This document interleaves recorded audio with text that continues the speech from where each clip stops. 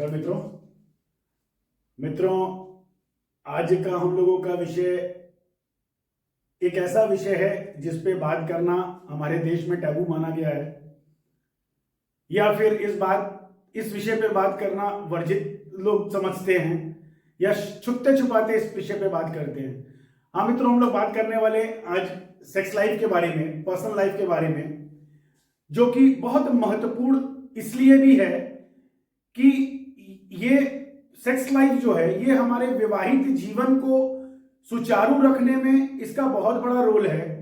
जिस महिला या जिस पुरुष की पर्सनल लाइफ खराब होती है वो एक अच्छा जीवन नहीं जी सकते, एक सुखद जीवन नहीं जी सकते। ये पर्सनल सेक्स लाइफ जो है ये एक मैग्नेट की तरह काम करती है। जब एक पुरुष और एक महिला एक छत के नीचे एक विवाहित जीवन में एक विवाह में बंधते हैं तो ये एक मैग्नेट का काम करता है, जो सेक्स लाइफ जिसको कहते हैं। इस पे हमारे देश में लोग इसे जो है वर्जित मानते हैं, लेकिन बहुत ही इंपॉर्टेंट है ये कि इस पे खुल के बात होनी चाहिए। और मैं तो कहूंगा विवाह से पहले जन्म कुंडली से इस बारे में इजीली जाना जा सकता है। ये कोई बहुत ऐसा छुपा विषय नहीं है, लेकिन लोग विवाह करने के बाद अगर डाइवोर्स दें या इरेक्टाइल डिसफंक्शन वाली प्रॉब्लम झेलें या लो सेक्स ड्राइव जिसको एलएसडी कहते हैं या हाइपोगोनेटिज्म वाली प्रॉब्लम झेलें तो, और उसके बाद डाइवोर्स में जाएं, सबसे बड़ी चीज उसके बाद डाइवोर्स में जाएं, तो ये दोनों महिला और पुरुष इन दोनों को आत्मगिलानी भी होती है। वो अपने मन से टूट जाते हैं। पर्सनल लाइफ अच्छी नहीं होने की वजह से महिला सोचती है कि मेरे पति में ये प्रॉब्लम है, और बहुत बार देखा गया है कि पति ठीक है तो महिला में ये प्रॉब्लम है लो सेक्स ड्राइव की। तो ये एलएसडी की प्रॉब्लम दोनों, या तो फिर एक्स्ट्रा मैरिटल रिलेशंस की तरफ ये चीजें जाएं जो समाज में अच्छा नहीं है, जो वर्जित भी माना गया है, अच्छा नहीं माना गया है, और इससे पर्सनल लाइफ भी खराब होती है। और देखा जाए कहीं ना कहीं समाज के लिए भी अच्छा नहीं है अगर एक्स्ट्रा मैरिटल की तरफ जाते हैं तो। ये विषय को टैबू मेरे हिसाब से नहीं मानना चाहिए, इस पर खुल के बात होनी चाहिए। और विवाह से पूर्व जन्म कुंडली के कुछ हाउसेस के बारे में मैं आज बताने वाला हूं।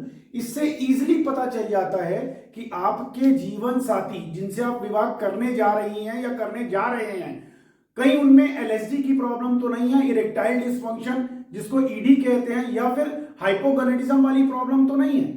तो ये सारी चीजों पे खुल के बात होनी चाहिए और विवाह से पूर्व कुंडली दिखा करके पता चल जाता है। ठीक है मित्रों, आज का विषय हमारा यही है। मैं आपको एक एग्जाम्पल कुंडली से भी इस बारे में बताऊंगा। इसमें नक्षत्र वगैरह सारी चीजें देखी जाती हैं, और कुंडली में पर्सनल पार्ट का प्लैनेट्स कौन से होते हैं और कौन से हाउसेज स्पेशली देखे जाते हैं। आइए मित्रों, देर ना करते हुए वीडियो शुरू करते हैं। मित्रों, कुंडली में पहले तो ये लग्न जो आप देख रहे हैं ये लग्न है, ये आपकी सोल है। ये पावरफुल होनी बड़ी जरूरी है कि आप कितने पावरफुल हैं, आपके अंदर स्टेमिना कितना है, ये बहुत इंपॉर्टेंट है। इसके नक्षत्र, इसका प्लैनेट, इसकी डिग्रीज, ये सारी चीजें देखी जाती हैं। फिर इसकी प्लेसमेंट कैसी है वो इंपॉर्टेंट रोल प्ले करती है। ये बेसिक चीज है। फिर पर्सनल लाइफ, क्योंकि जिसकी हम बात करने जा रहे हैं आज, लो सेक्स ड्राइव की बात करने जा रहे हैं, इरेक्टाइल डिसफंक्शन की बात करने जा रहे हैं, बेड लाइफ की बात करने जा रहे हैं, तो ये हाउस बेड लाइफ का है। ये this is called 12th house. कुंडली में इसको 12वां खाना कहते हैं। ये आपका निजी जीवन के बारे में बताता है कि आपका निजी जीवन कैसा है। अब इसमें और भी चार्ट्स बनती हैं, उपपद लगन वगैरह, विवाहित जीवन के लिए उपपद लगन चार्ट। अभी क्योंकि बेसिक हम लोग आज पर्टिकुलर इरेक्टाइल डिसफंक्शन के टॉपिक पे बात करने वाले हैं, तो कुंडली में बताता हूं वो क्या चीज है। फिर मित्रों, दिस इज 8th हाउस। कुंडली में ये आपके प्राइवेट पार्ट्स का प्लैनेट, इसका हाउस का प्लैनेट, ये हाउस जो है ये आपके प्राइवेट पार्ट्स का है। ठीक है, या इसका जो भी लॉर्ड हो, मतलब यहां पे जैसे 1 से लेकर के 12 तक कोई भी नंबर लिखा हो सकता है, उसको राशियां कहते हैं। यहां पर जैसे एग्जांपल में मैंने ये नंबर 5 यहां लिखा है, ये सिंह राशि लिखा हुआ है, तो इसका मालिक सूर्य हुआ। वैसे ही आपकी जन्म कुंडली में 1 अगर होगा तो उसका स्वामी मंगल होगा, 2 होगा तो वृषभ, उसका मालिक शुक्र होगा। वैसे ही अलग अलग प्लैनेट्स होंगे, नंबर के हिसाब से उसके लॉर्ड जो होते हैं वो देखे जाते हैं। यहां पर ये हाउस का मजबूत होना बहुत इंपॉर्टेंट है, क्योंकि ये आपके अंदर जो अर्जेस हैं, सेक्सुअल अर्जेस, सेक्स के बारे में सब यहीं से देखा जाता है कि हमारे प्राइवेट पार्ट्स कितने पावरफुल है, या हमारे अंदर सेक्स के बारे में कितनी अर्जेस हैं, या सेक्स के बारे में हम कितना अच्छा वैवाहिक जीवन या एक अपने पार्टनर को कितना संतुष्ट कर पाते हैं, वो इस हाउस से देखा जाता है, क्योंकि ये प्राइवेट पार्ट्स के बारे में बताता है। फिर मित्रों यहां पर कुंडली में बेड लाइफ, अगर कुंडली में ये डिस्टर्ब हो तो आपकी पर्सनल लाइफ का प्लैनेट अगर ठीक भी हो, ये खराब हो तो किसी वजह से आपसी बेड लाइफ अच्छी नहीं होती है। वो वजह और भी होती है, झगड़े होते हैं, वो अलग वजह। यहां पर कुंडली में जैसे मैंने ये एग्जांपल दिया है, ये नंबर 10 यहां लिखा है, ये मकर लगन हो गया, यहां पर नंबर 5 आए, इसको 8th हाउस कहते हैं, प्राइवेट पार्ट्स का कारक। यहां पर नंबर 5 है, ये नंबर 5 का, इसको सिंह राशि कहते हैं, इसका मालिक सूर्य, जैसा मैंने यहां लिखा हुआ है, सूर्य यहां पर तुला राशि में नीच का है। ठीक है, ये एग्जांपल दे रहा हूं। आपकी कुंडली में कोई भी प्लैनेट हो अगर वो नीच का है, नीच का है, राहु केतु के साथ दूषित है, नीच होना बहुत इंपॉर्टेंट है, वो नीच हो तो उसकी क्वालिटी जो है, जो पर्सनल पार्ट्स का जो जिसको कहते हैं कि ब्लड फ्लो जो है उस पर्टिकुलर पार्ट में, पर्सनल पार्ट में, वो कम हो जाता है। तो यहां पर ये पर्सनल पार्ट का जो प्लैनेट है वो सूर्य यहां पर तुला राशि में नीच का है, और उसका नक्षत्र देखिए स्वाति नक्षत्र। फिर मित्रों इसमें डिग्री देखनी इंपॉर्टेंट है, नक्षत्र देखना इंपॉर्टेंट है, और उसके बाद महादशा देखना बहुत इंपॉर्टेंट है। ठीक है, तो यहां पर सूर्य जैसे स्वाति नक्षत्र में 10 डिग्री के आसपास, ठीक है, 10 डिग्री सूर्य की परम नीच डिग्री है। इट मींस पर्सनल पार्ट का जो प्लैनेट है वो पूरी तरीके से नीच का है, तो उसकी क्वालिटी डिमिनिश होगी, मतलब पर्सनल पार्ट में इरेक्टाइल डिसफंक्शन। कुंडली ये एक स्टेप में ये क्लियर बता रही है, ये पहला स्टेप है चेक करने का, उसमें ये बता रही है कि ये नीच का है, तो इट मींस इनकी पर्सनल लाइफ जो है, इनका पर्सनल पार्ट जो है वो वीक है, उसके अंदर वो क्षमता नहीं है कि सामने वाले पार्टनर को वो सुख दे सके। ठीक है, फिर दूसरी चीज देखिए, एक एफ्लिक्शन ये हो गया, फिर दूसरा एफ्लिक्शन ये देखा जाता है, ये मैंने 2 खाने देखिए यहां पर ऑरेंज और ऑरेंज किए हैं, नंबर 7 और नंबर 2। नंबर 2 का मालिक इसको वृषभ राशि कहते हैं, इसका मालिक भी शुक्र होता है। नंबर 7 का मालिक इसको तुला कहते हैं, इसका मालिक भी शुक्र है। ठीक है, तो यहां पर शुक्र, सूर्य यहां पर नीच का हुआ है, स्वाति नक्षत्र में होने से इसको दूषित कर रहा है शुक्र को। फिर केतु यहां पर नंबर 2 में बैठा हुआ है, जो कि शुक्र का शत्रु ग्रह है, केतु शुक्र का शत्रु ग्रह है, तो डबल मैलेफिक्स सूर्य और शुक्र को कुपित कर रहे हैं। ठीक है, फिर सबसे इंपॉर्टेंट, एक मेल की कुंडली में शुक्र ग्रह को देखा जाता है, जो कि स्पर्म्स का कारक होता है। शुक्र का नाम ही शुक्राणु से रखा गया है, शुक्राणु मीन्स स्पर्म्स। तो शुक्र जो है वो शुक्र प्लैनेट बहुत इंपॉर्टेंट है, वो मजबूत होना, वो दूषित नहीं होना चाहिए, वरना आपकी पर्सनल लाइफ में प्रॉब्लम आएंगी। जैसे यहां पे मैंने अभी आपको बताया, नंबर 7 और नंबर 2 वृषभ और तुला का मालिक शुक्र ही होता है, तो यहां शुक्र देखिए इधर दूषित है और इधर दूषित है, इस वजह से शुक्र कमजोर है। ठीक है, और फिर देखा जाता है शुक्र, समझ लीजिए शुक्र यहां बैठा है और यहां पर अब राहु साथ में आ जाएगा। ठीक है, क्योंकि केतु यहां है तो सप्तम, उससे सप्तम राहु बैठता है, तो यहां पर शुक्र जो इसका स्वामी है वो राहु से भी दूषित हो गया। तो ऐसी स्थिति में इरेक्टाइल डिसफंक्शन, क्लियरली कुंडली बताती है कि ऐसे व्यक्ति को इरेक्टाइल डिसफंक्शन की प्रॉब्लम होगी। फिर महादशा देखना बहुत इंपॉर्टेंट है। जैसे ये एग्जांपल कुंडली जो मैंने ली, इसमें केतु की महादशा चल रही है इस समय में, और नए शादीशुदा जोड़ा है जिसमें ये मेजर प्रॉब्लम है और ये डाइवोर्स के लिए केस फाइल हुआ पड़ा है, तो ये केतु दूषित कर रहा है, इस वजह से ये प्रॉब्लम चल रही है। फिर एक स्टेप और आगे बढ़ते हैं, यहां पर कुंडली में बुध और शनि ग्रह देखना बहुत इंपॉर्टेंट है। ज्योतिष में बुध को और शनि को न्यूट्रल प्लैनेट कहा गया है। ठीक है, ना तो ये मेल की संज्ञा में है ना तो फीमेल प्लैनेट है। शायद आपको पता नहीं होगा, अगर न्यू व्यूअर्स यहां पे हैं, इसको देखने वाले हैं, उनको नहीं पता होगा कि प्लैनेट्स अलग अलग होते हैं, कुछ उसमें फीमेल प्लैनेट्स होते हैं और कुछ मेल प्लैनेट्स होते हैं। जैसे शुक्र चंद्रमा फीमेल प्लैनेट है, मंगल सूर्य ये मेल प्लैनेट है, ठीक है। तो ये संज्ञा बुध और शनि ये दोनों ना तो मेल है ना तो फीमेल है, न्यूट्रल प्लैनेट्स कहा जाता है। तो ऐसी स्थिति में कुंडली में, अगर कुंडली में बुध और शनि की युति कहीं पर बनी हुई हो, ठीक है, ये स्थिति भी हो, ये भी स्थिति हो, और बुध शनि भी कहीं बैठे हो, एग्जाम्पल के तौर पे समझ लीजिए बुध मैं कह लूं कि यही मान लेते हैं, बुध और शनि यहीं पे बैठ गए, ठीक है, क्योंकि ये नंबर 10 यहां मकर लगन लिखा है, इसका स्वामी शनि है, ठीक है, बुध शनि यहां पर बैठ गए।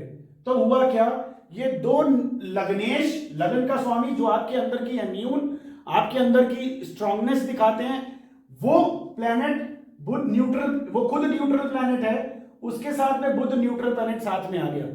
फिर बुध और शनि के नक्षत्र देखे जाते हैं कि दोनों एक ही नक्षत्र में हैं, कितने क्लोज हैं और किस पद में है, नक्षत्र के किस पद में है, ये देखना बहुत इंपॉर्टेंट है। उससे पता चल जाता है कि ये कितना बड़ा कॉम्बिनेशन है, क्या एलएसडी की प्रॉब्लम है, लो सेक्स ड्राइव, या फिर ईडी की प्रॉब्लम है, इरेक्टाइल डिसफंक्शन, ये दोनों अलग अलग चीजें हैं, ठीक है। वो प्लैनेट्स की डिग्निटी, उसके नक्षत्र, उसके पद कितने ऊंचे नीचे, कितना क्लोज हैं, ये सारी चीजें देखने से तब पता चलता है, ठीक। यहां पर कुंडली में दो लग्न के बारे में स्पेशली बताता हूं जिनमें ये सबसे ज्यादा प्रॉब्लम पाई जाती है।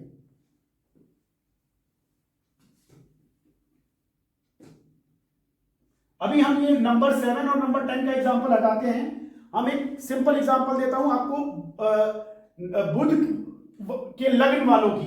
अब यहां पर जैसे नंबर 3 का मतलब मिथुन लग्न हो गया, ठीक है। नंबर 3 ये मिथुन लग्न में बुध स्वामी होता है, अगर इस बुध के साथ में शनि आके साथ में बैठ जाए, ठीक है, तो ये हुआ क्या, लग्न जो आपके अंदर आपकी स्ट्रांगनेस दिखाती है, वो बुध प्लैनेट खुद ही न्यूट्रल प्लैनेट है, उसके साथ में शनि न्यूट्रल प्लैनेट आके बैठ गया और दोनों एक ही नक्षत्र में है और क्लोज कॉम्बिनेशन में है, ठीक है। तो ऐसा व्यक्ति के अंदर low sex drive, definitely LSD problem होती ही होती है। यहां पर एक ये कॉम्बिनेशन कुंडली में, अब ये नंबर 3 मिथुन लग्न का स्वामी कहीं भी बैठा हो, यहां पर बैठा हो, यहां पर बैठा हो, यहां पर बैठा हो, यहां बैठा हो, यहां बैठा हो, कुंडली में किसी खाने में भी अगर ये युति बन गई, ये बुध शनि की, ठीक है, तो वो उसने क्लियरली बता दिया कि उसकी इंटेंसिटी जो है वो वीक हो गई, आपके अंदर पर्सनल पार्ट्स जो हैं वो वीक हो गए, एलएसडी वाली प्रॉब्लम आ गई। ईडी की प्रॉब्लम यहां से देखी जाती है, एलएसडी की प्रॉब्लम लगन के साथ भी देखी जाती है, ये दो अलग अलग कैटेगरी है।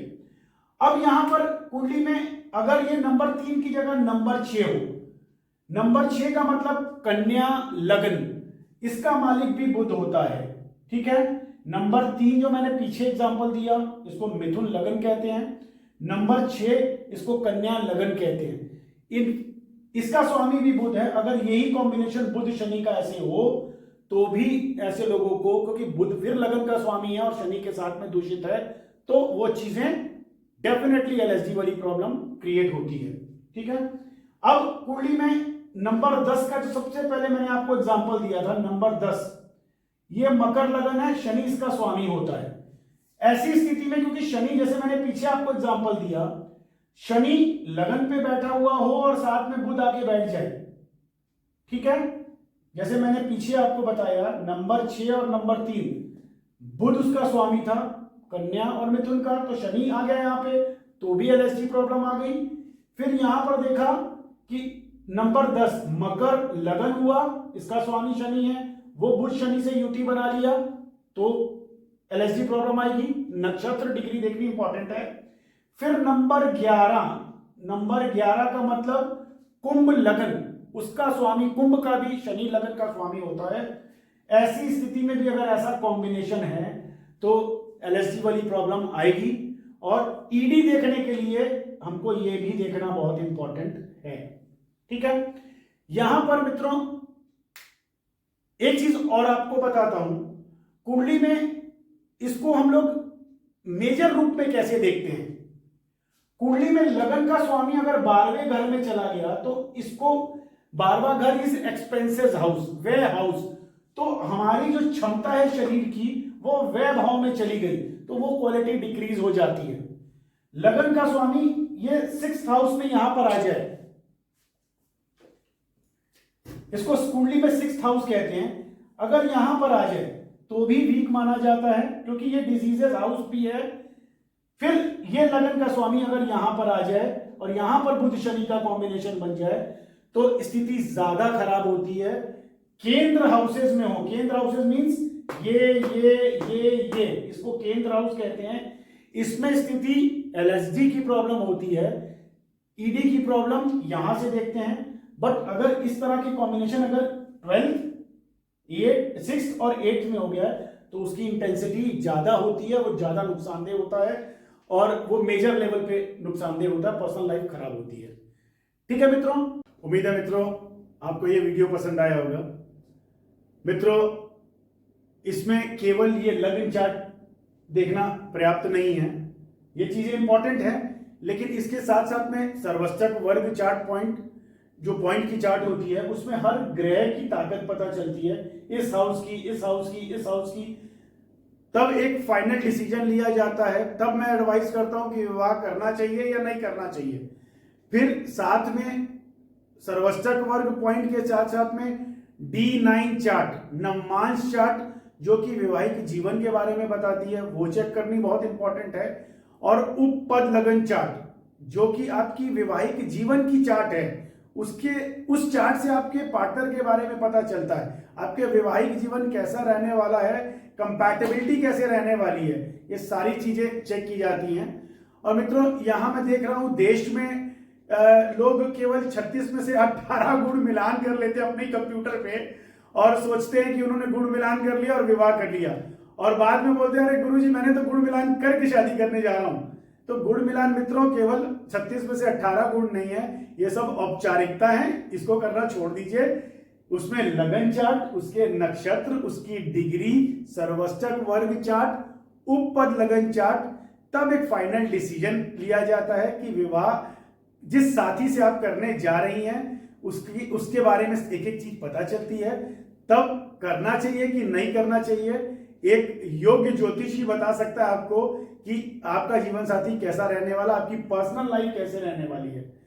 मित्रों विवाह से पहले चार्ट चेक कराना ज्यादा अच्छा मानता हूं, इसलिए भी कि विवाह के बाद अगर आपको पता चले कि आपके जीवन साथी में इस तरह की ईडी प्रॉब्लम, एलएसडी प्रॉब्लम है, तो मित्रों क्योंकि सेक्स बहुत इंपॉर्टेंट रोल प्ले करता है आपके जीवन में, जैसा मैंने शुरू में बोला कि एक मैग्नेट होता है, ये एक छत के नीचे जब पति पत्नी रहते हैं ये आकर्षण एक दूसरे की तरफ बना के रखते हैं, जिसको मैग्नेट मैं कहता हूं।